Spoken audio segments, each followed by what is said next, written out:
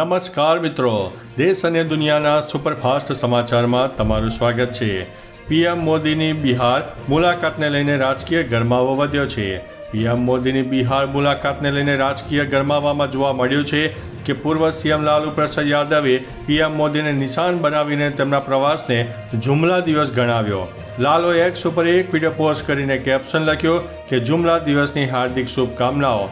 વિડીયોમાં ફોટા સાથે વ્યંગ્યાત્મક અંદાજમાં ગીત પણ મૂકવામાં આવ્યું। લાલુના આ ટ્વીટ પછી બિહારના રાજકીય વર્તુળોમાં ચર્ચાઓ તેજ થઈ જવા પામી છે।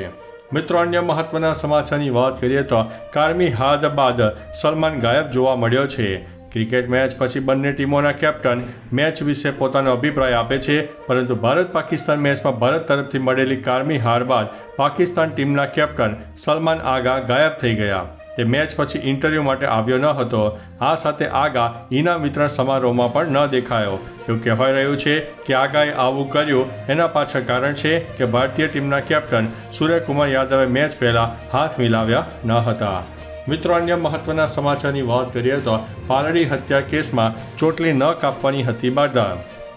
અમદાવાદના પાલડી પોલીસ સ્ટેશનથી થોડે અંતરે નૈસલ ઠાકોરની થયેલી હત્યાના કેસમાં 9 આરોપીઓને ઝડપાયા છે, જેમાં 7ને શહેર પોલીસે અને 2ને ક્રાઇમ બ્રાન્ચે આબુ અને અમદાવાદમાંથી ઝડપી પાડ્યા છે। તપાસમાં બહાર આવ્યું છે કે આરોપીએ 2016માં મહેશ ઠાકોરની હત્યાનો બદલો લેવા માટે નૈસલની હત્યા કરી હતી। મુખ્ય આરોપીએ પ્રતિજ્ઞા લીધી હતી કે ભાઈનો બદલો ન લે ત્યાં સુધી પોતાની ચોટી નહીં કાપે। મિત્રો, અન્ય મહત્વના સમાચારની વાત કરીએ તો મહેસૂલ તલાટી મુખ્ય પરીક્ષાની તારીખ જાહેર।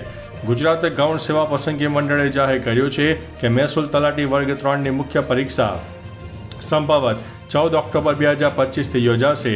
અગાઉ આ ભરતીની પ્રાથમિક પરીક્ષા 14 સપ્ટેમ્બર 2025 પૂર્ણ થઈ।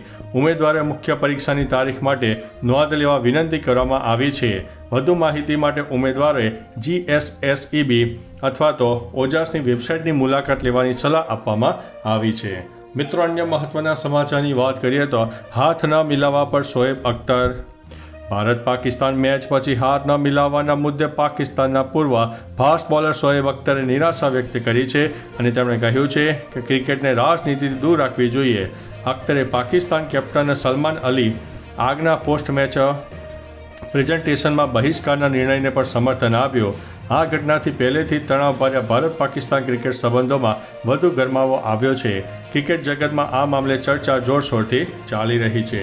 મિત્રો, અન્ય મહત્વના સમાચારની વાત કરીએ તો પાકિસ્તાનની મેચમાં ફજેતી, રાષ્ટ્રગાનના બદલે જલેબી બેબી ગીત વાગ્યું।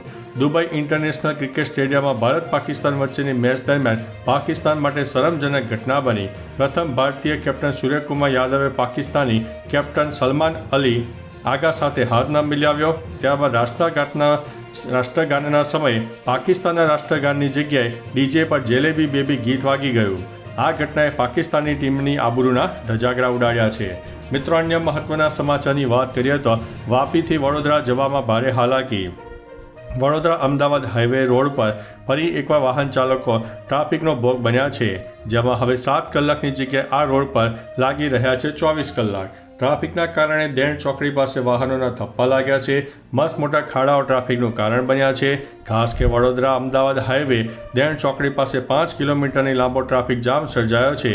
વાહન ચાલકોને ભારે હાલાકી થઈ રહી છે અને વાપીથી વડોદરા પહોંચવામાં ભારે હાલાકીનો સામનો કરવો પડી રહ્યો છે। મિત્રો, અન્ય મહત્વના સમાચારની વાત કરીએ તો 4 મહિલાઓ ગુમ થતાં પોલીસ દોડતી થઈ ગઈ છે। જામનગરમાંથી એક ચોંકાવનારી ઘટના સામે આવી છે। અહીં 4 યુવતો એકાએક ગુમ થતાં પોલીસ તંત્ર દોડતું થયું છે। જામનગર શહેર, ધ્રોલ અને લાલુપુર પંથકની 4 યુવતીઓ ગુમ થયા બાદ હજી પણ કોઈ પત્તો લાગ્યો નથી। લાપતા થયેલી યુવતીઓને લઈને ફરિયાદ દાખલ થતાં પોલીસે સમગ્ર ઘટનાને તાગ મેળવીને તપાસ હાથ ધરી છે। મહિલાઓ ગઈ ક્યાં તે સવાલ હવે ઊભો થયો છે। મિત્રો, અન્ય મહત્વના સમાચારની વાત કરીએ તો રાજ્યમાં મળતા પનીરમાં 92% નકલી। રાજ્યમાં પનીરની ભેળસેળ ચોંકાવનારી છે। Food and drug control authority અને મીઠાઈ ફરસાણ એસોસિએશનના અહેવાલ મુજબ રાજ્યમાં મળતું લગભગ 92% પનીર નકલી કે ભેળસેળવાળું છે। સુરતમાં 315 કિલો નકલી પનીર ઝડપાયું હતું। અનેક હોટલોમાં પામ ઓઇલ, સોયા ઓઇલ અને એસિડિક જેવા પદાર્થોની ભેળસેળ મળી આવી છે। આરોગ્ય નિષ્ણાતોના મત મુજબ આ ભેળસેળવાળું પનીર કેન્સર, હૃદય બ્લોકેજ અને અલ્સર જેવી ગંભીર બીમારીઓ થઈ શકે છે। મિત્રો, અન્ય મહત્વના સમાચારની વાત કરીએ તો અમદાવાદ બનશે ખેલ રાજધાની. અમિત શાહે અમદાવાદમાં વીર સાવરકર સ્પોર્ટ્સ કોમ્પ્લેક્સનું ઉદ્ઘાટન કરતાં જણાવ્યું કે આ ભારતનું સૌથી મોટું અને વિશ્વનું સૌથી આધુનિક ખેલ કોમ્પ્લેક્સ છે, જેમાં ફિટ ઇન્ડિયા ઝોન અને આઉટડોર સ્પોર્ટ્સ ઝોન સહિત ખેલાડીઓને મેડલ જીતવા સુધીની સુવિધા મળશે. અમદાવાદ હવે દેશની રમતગમતની રાજધાની બનવાના માર્ગે છે, જ્યાં વિશ્વનું સૌથી મોટું Narendra Modi stadium Sardar Patel sports complex હવે પહેલેથી જ જોવા મળ્યું છે. મિત્રો, અન્ય મહત્વના સમાચારની વાત કરીએ તો ઓનલાઈન સ્કેમથી સાવધાન. તહેવારોની સિઝનમાં ઓનલાઈન છેતરપિંડીના કિસ્સામાં 60% જેટલો વધારો જોવા મળ્યો. ડિસ્કાઉન્ટ, ગિફ્ટ કાર્ડ અને ફ્રી ઓફર્સના નામે સાયબર ગુનેગારો સક્રિય થાય છે.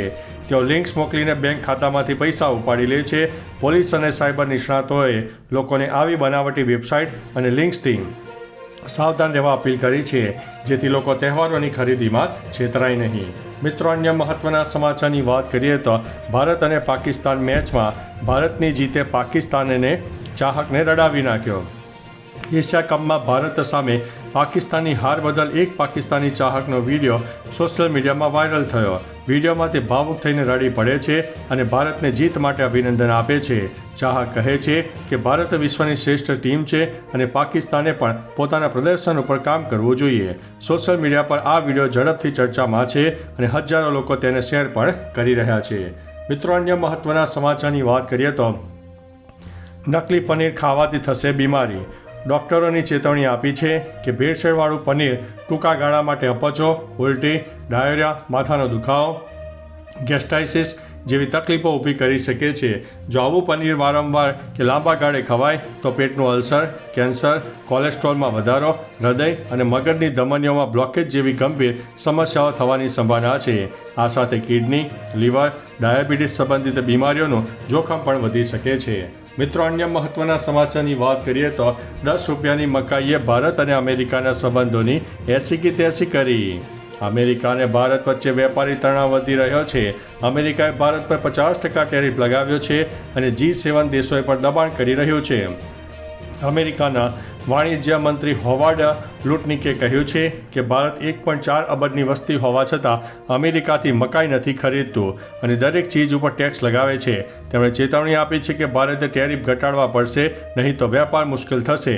ભારતે અમેરિકાના આ પગલાંને અયોગ્ય ગણાવ્યું છે. તો ચાલો મિત્રો, ફરીથી દેશ અને દુનિયાના સુપરફાસ્ટ સમાચાર લઈને મળતા રહીશો. ત્યાં સુધી અમને રજા આપશો. નમસ્તે.